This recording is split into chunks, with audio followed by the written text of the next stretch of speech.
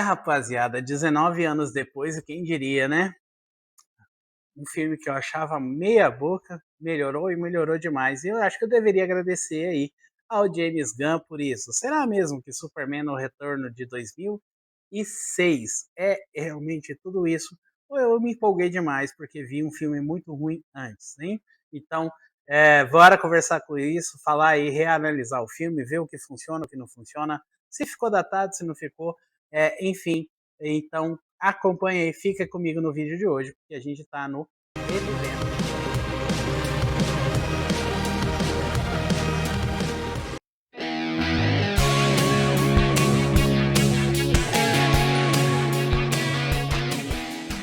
Oi, eu sou o Totô e você tá no canal Tereré Nerd. Se você chegou por aqui agora, saiba então aí que eu tô aí engatinhando no canal aí alguns mesezinhos só. Então não deixe de se inscrever, não deixe de ativar o sininho e de comentar aqui o que você gostaria de ver aqui no meu canal. A gente tem aí alguns tópicos, alguns itens, tá? Então você dá uma olhada no canal, vê lá se tem um vídeo que você gosta, não deixe de comentar e dizer aquilo que a gente precisa melhorar, tá? Então eu vou tomando meu tereré aqui.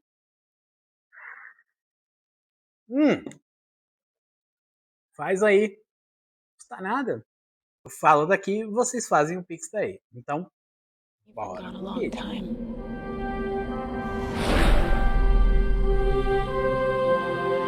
Where did you go? You have great power. Even though you've been raised as a human being, you are not one of them. Quando Superman no Retorno surgiu, lá em 2006, eu lembro bem disso, de ficar super empolgado. Por quê? Bom, primeiro é o seguinte, primeiro que eu era já muito fã dos filmes do Christopher Reeve, né? E a gente já tinha aí muito e muito tempo, então, sem um filme dedicado aí ao maior herói de todos os tempos, sem sombra de dúvidas, o Superman, né? E então a gente tinha aí na minha mente aquela boa lembrança dos filmes do Christopher Reeve, que eu carinhosamente, né, quem é da minha geração aí sabe, nós chamamos de Super-Homem, né? O Super-Homem, então, ou, né, quando fala tudo numa frase só, o Super-Homem. E aí é que tá. A gente, então, em relação ao Azulão, a gente não tinha nenhuma outra grande produção, assim, voltada para a grande mídia, né? O que a gente tinha então? A gente tinha o Superman da série animada, Anime Series, que para mim é o Superman definitivo, assim, tá? Eu queria muito ver uma adaptação que trouxesse esse Superman aí pra gente, né? Para os cinemas, enfim, para as séries de TV. Talvez aí a série do Superman e Lois aí talvez chegou bem perto disso. Então, mas assim, desde o Superman de 78 lá, e das continuações, e daquele gosto amargo com que termina ali o Superman 4, a gente vai ter o quê? A gente tem Lois e Clark, né? As novas aventuras do Superman aqui no Brasil, que é uma série bem legal até, dado ali as suas limitações, e a nossa escassez ali, não sei se reassistindo hoje, a minha memória afetiva vai ser ou não afetada, né? Pelas lembranças que eu tenho dessa série aí, mas eu gostava muito na época. E aí depois a gente fica um período sem nada aí, até que surge Smallville, né? Em 2000, se não me engano, vai surgir a série de Smallville, então carinhosamente chamada aqui pelo SBT de As Novas Aventuras do Superboy. Então, assim, e cara, super acertado. Você tem ali bons atores, você tem um bom enredo, você tem ali uma perspectiva nova, né, mais madura de trabalhar o personagem ali, porque ela não está exatamente focada no fantasioso, no fictício, né, nas, né, no super da coisa, né, tá ali. Vamos colocar que é o Superboy, então ele tá ali trabalhando o boy do super, né? Então você ainda não tem exatamente o Superboy, o Superman surgindo, mas você tem ali um desenvolvimento daquele que será então o maior herói de todos, mas que lá na frente aquilo que a gente tanto esperava que acontecesse, que era ele se tornar o Superman, não aconteceu. E por que que não aconteceu? Porque a Warner, né, a nossa querida Warner, que hoje está na Berlim daí, vetou simplesmente o fato do Tom Welling como Superman na série, para não causar aí uma confusão entre os fãs, né? Lembrando que era uma outra época, né? Não é como é hoje. Hoje você fala de multiverso, hoje você consegue ter aí, sei lá, 10 Batmans acontecendo ao mesmo tempo. O filme do Homem-Aranha mesmo, né? Sem Volta para Casa, colocou 3 gerações, 3 Homens-Aranhas diferentes aí num filme e que foi sucesso, prova de que, né, o público hoje já é mais acostumado aí. Talvez até fosse a época, né? Mas assim, acontece que não foi o que aconteceu. A Warner vetou o Tom Welling de Superman e tudo que a gente tem é uma pequena manchinha no céu lá, só um aceninho mesmo do personagem como Superman, tá? E aí teve até aquela esperança, né, durante a crise nas Infinitas Terras da CW, a gente vê ele finalmente paramentado de Superman, mas ele escolheu um outro caminho. Tá, mas até agora então eu falei dessa jornada aqui, por quê? Porque aí o que tão impede o Tom Welling de vestir a roupa do Superman e ser o Superman dos cinemas, então, né? Por conta que a Warner resolveu lançar um novo filme do Superman, né? Então aí a gente tem uh, produções que vira e mexe tentavam ir para frente, não iam, as questões até que né, não é nada muita novidade, porque a gente já tem. Então a Warner faz um movimento então para trazer o Superman de volta aos cinemas. E o que é interessante aqui é que numa época em que a gente até então não falava tanto sobre isso, não era tão moda assim, a gente tem aqui em 2006, tá? Um movimento aí que estava se iniciando, que era a sequência barra reboot, tá? Os caras queriam fazer um reboot, queriam fazer um remake, mas em vez de fazer isso propriamente dito, o que, que eles faziam? Então, eles fizeram uma sequência que funciona tanto como uma sequência, como uma nova versão, tá? Por conta disso, a gente tem aqui duas questões aí que podem ser, que funcionam inclusive com um problema ou não, tá? Depende aí muito da sua forma de ver a coisa, que é a seguinte, tá? É que ao fazer isso, um público civil, público, né, que não estava acostumado ainda a esse conceito, hoje em dia é um pouco mais fácil de lembrar, de falar, né? Por quê? Porque a gente já tem conceitos de multiverso, tem 20 anos de universo Marvel, e tem muita coisa já aconteceu, mas naquela época não. Então, o que, que acontecia? As pessoas que acreditavam que aquilo ali era um novo filme, quando iam, tinham a impressão de estar vendo só o mesmo filme de novo ali com novas roupagens. Por quê? Porque ele segue a mesma estrutura, por exemplo, de Superman, o filme de 78, é a mesma estrutura. Nave cai na Terra, pais encontram, Metrópolis, reconhecer a Lois, dar entrevista para a Lois, Lex Luthor que é Terra, então aquela estrutura toda, ela se mantém ali. E aí, isso causou muita dificuldade assim, das pessoas do público civil de estar comprando a ideia desse filme como um novo filme. Porém, existe também a outra questão aqui, que é quando que o filme funciona como continuação. E é aí que é o ponto que me agradou muito quando eu fui lá e assisti agora novamente Superman no Retorno e fez com que o filme subisse de nota 4 para nota, no final eu falo, tá? É o seguinte, que é aqui, ele como continuação, ele funciona muito bem, tá? E era tão confuso a época que nem eu tinha entendido isso muito na época, né? Eu fui entender agora a gente já tá mais calejado aí. Então, o que que acontece? Superman no Retorno, então, basicamente, espiritualmente, embora nunca foi dito, se não me engano, nunca foi dito, talvez sim, me corrijam aí nos comentários, tá? Nunca foi canonizado como uma sequência aí de Superman 2, tá? Na minha opinião, né? Se é oficial, eu não sei. Mas se você pensar assim, ele funciona bom. E aí o que, que é interessante? Como a gente vê esse filme como continuação do Superman 2, o que, que acontece? Ele melhora muito. Por quê? Porque ele é uma terceira parte de uma história já estabelecida. E o que, que ele faz? Ele pega um conceito estabelecido, ele pega o personagem de um ponto e entrega esse personagem num outro ponto. Ele evolui esse personagem. E aí que é interessante, porque em trilogias, de uma forma geral, você precisa ter introdução do personagem, desenvolvimento de personagem e conclusão de personagem. E aí, Superman no Retorno funciona muito bem como conclusão do personagem estabelecido lá atrás pelo Christopher Reeve. Por que que eu digo isso? Ora, no primeiro filme, a gente tem, então, em Superman, o filme de 78, tá? Vou considerar isso aqui como uma trilogia, tá, gente? No primeiro filme, Superman de 78, você tem a introdução do personagem. A gente tem, então, esse ser fantástico que vem de um planeta que explodiu, mas que, ao ser exposto aos nossos, o Sol, a radiação solar da Terra, o Sol amarelo da Terra, ganha poderes que o tornam super-humano. Então, o que, que é interessante pensar aqui? É que nesse primeiro filme nós temos o super, né? Tanto que o filme inteiro vai tratar da questão do Superman, do super-homem, né? É o cara ali que vai estar sempre salvando as pessoas, desde o gatinho em cima da árvore, ao helicóptero, a Lois Lane caindo, enfim, né?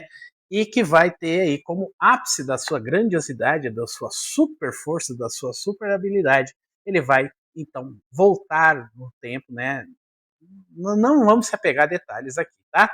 Ele vai então é, contornar a Terra aí, fazendo com que o tempo do nosso planeta volte atrás para ele fazer, então, num ato grandioso, num ato do super, né? É o super aí, do homem que a gente está vendo. O 2 ele já vai, embora a gente já tenha aí o confronto mesmo com outros super seres, né, o que é mais obrigatório hoje, veja que no primeiro filme a gente não tem grandes confrontos com super seres e funciona muito bem, né? E hoje em dia você dificilmente teria aí um filme onde você não tenha um vilão físico, né, funcionando aí na história.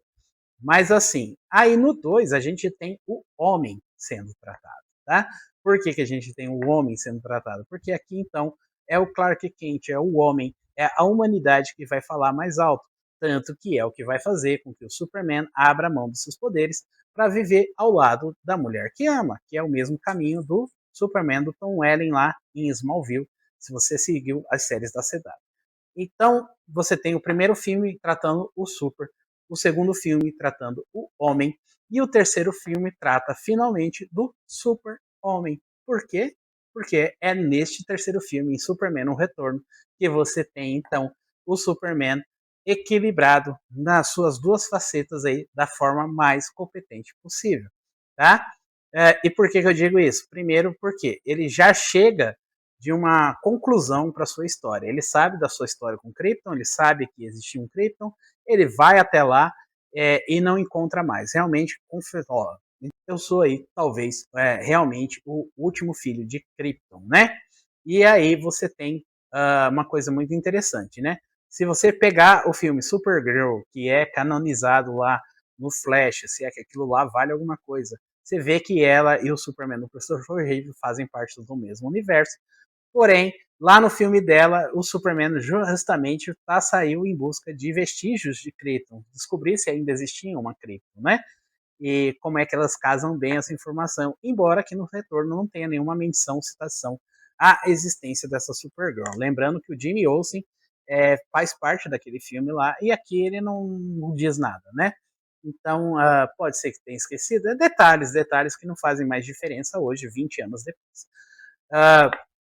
Mas aí, o que, que faz esse filme melhorar, então, para mim, tá? Além de. Eu volto para concluir a questão da trilogia. Tá? É o seguinte: antes de ver esse filme, eu fui reassistir o Superman do James Gunn. Eu assisti lá no cinema, quando estreou, e tem aqui, tá? Aqui no canal, aqui, no card, em algum lugar aí. Aqui no canal vocês vão ver que eu tenho minha crítica, então não vou mais me aprofundar nisso, não, tá? Eu dei uma nota 6 porque, na minha visão, as coisas positivas saltavam, estavam equilibradas em relação às negativas, e por conta da minha esperança de que isso aí melhoraria com o tempo, né? Encontraria um caminho. É, então eu dei uma nota 6 à época para o Superman do James Gunn. Só que aí eu fui reassistir agora, e sabendo tudo que a gente já sabe, já com as sequências, já com o pacificador, já depois do trailer da Supergirl aí, principalmente, eu entendi que o Superman do James Gunn não existe, ele é uma piada, né? É uma forma do James Gunn, assim, dizer que na verdade, ele tá. Então, assim, esse Superman do James Gunn, assim, ele é, na verdade, uma forma dele dizer pra você, fã, nerd do personagem, que você, pra ele, é uma piada. Você que é a piada, né? E ele, que foi o nerd de repente zoado, hoje em dia ele tá com o poder, ele é a piada, porque ele não gosta desse personagem. Então, reassistindo, o que, que eu consegui ver?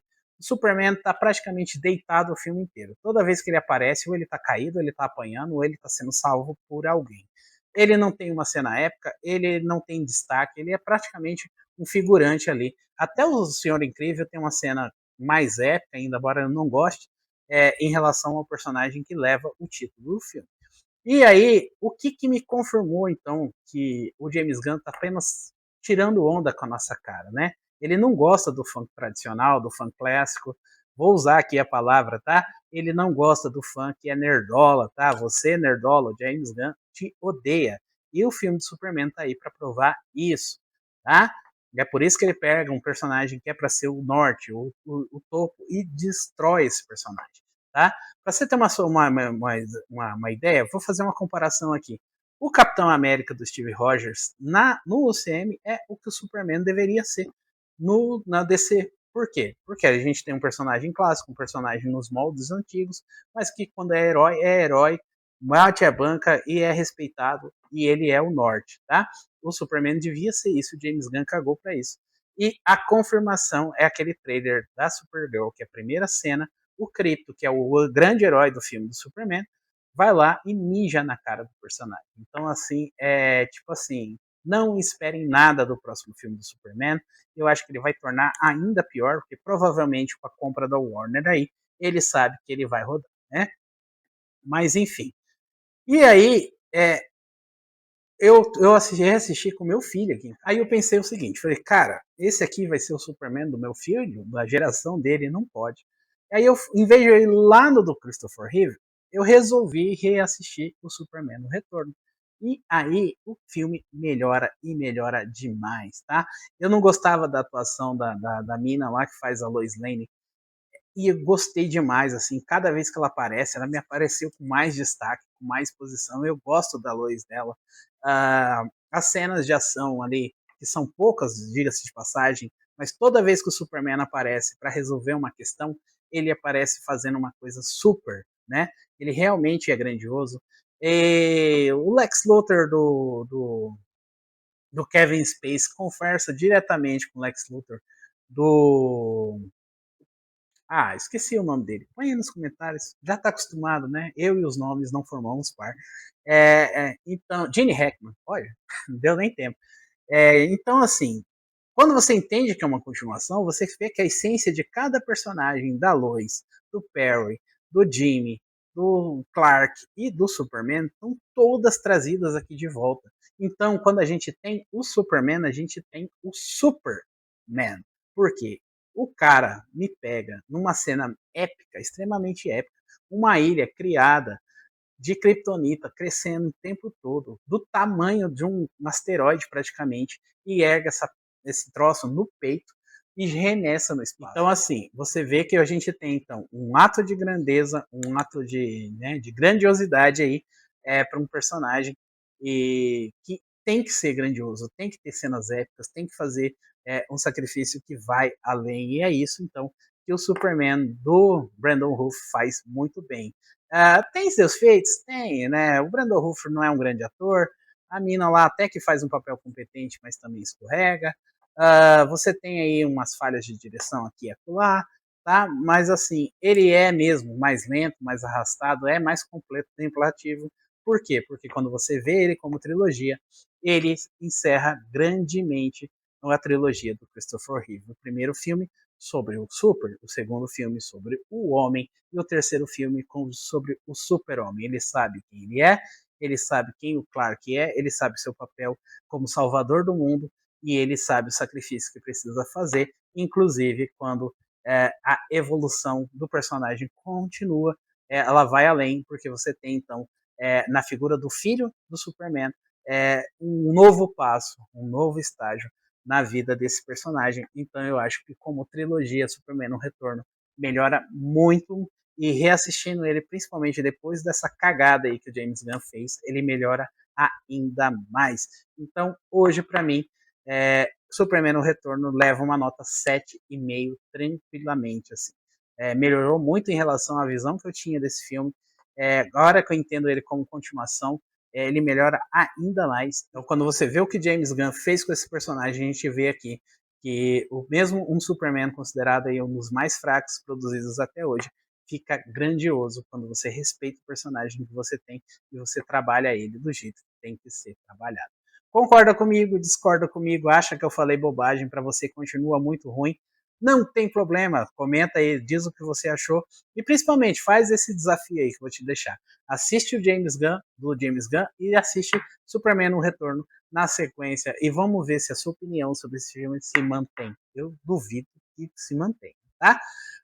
Não deixa de se inscrever, não deixa de comentar, me segue, tá? Me encontrou por aí, me segue e até